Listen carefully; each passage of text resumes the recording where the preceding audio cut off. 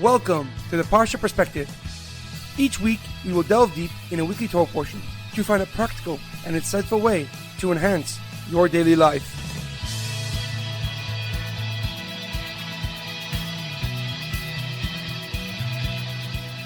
Thank you for tuning in. My name is Shalom Yemini.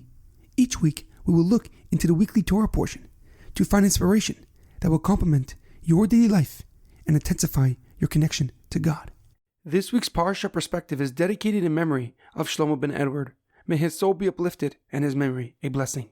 This week's Torah portion is Parshas Shelach. Our Parsha begins with the episode of the spies' reconnaissance of the land of Israel. The Jewish people lacked faith in what God had told them about the land, so they asked Moshe if they could send spies to study Israel and report back their findings. Moshe asked Hashem, who replied that he's allowed to send spies, but he himself is not commanding him to do so.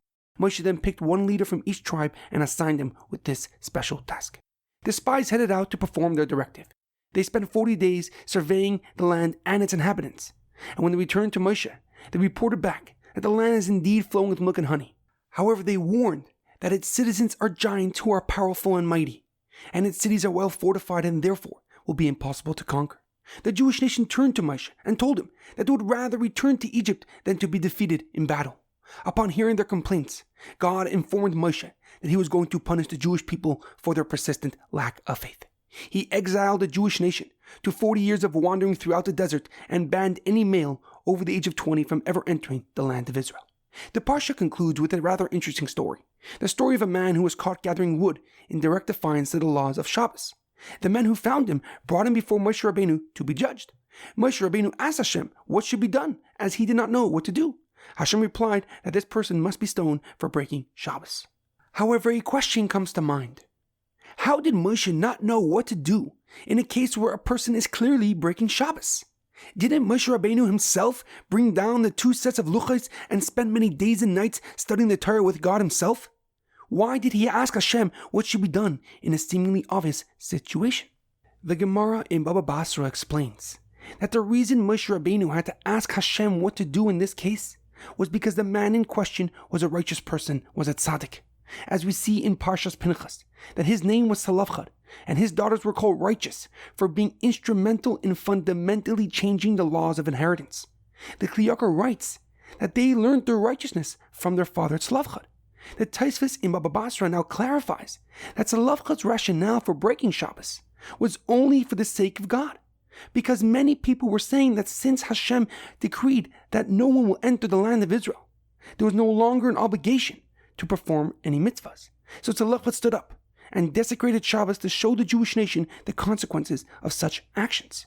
However, the Lubavitcher Rebbe writes that although his intentions were pure, his Shabbos desecration could not be excused. For keeping and guarding the Shabbos demonstrates that our belief in Hashem in his creation of the universe. As we say in davening on Shabbos morning, V'shamru b'nei Yisrael es ha-Shabbos, Lassos es ha-Shabbos l'dereisam bris olam. Beiniu v'nei Yisrael oisi le'olam ki sheishes yamim asa Hashem es ha-shamayim ve'asa aretz u'b'yom hashvi Shabbos v'hinafash.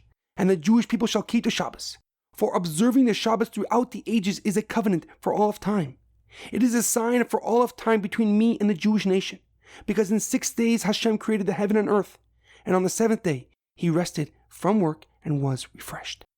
In our daily life and during these trying times, it is imperative that we understand that our actions, no matter how big or small, have real value.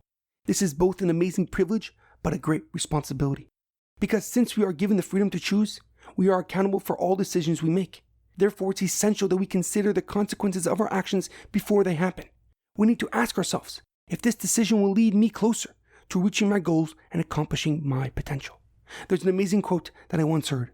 Intentions do not isolate us from the consequences of our actions. Good intentions might sound nice, but it is a positive deed that matter. Have a great weekend and good Shabbos.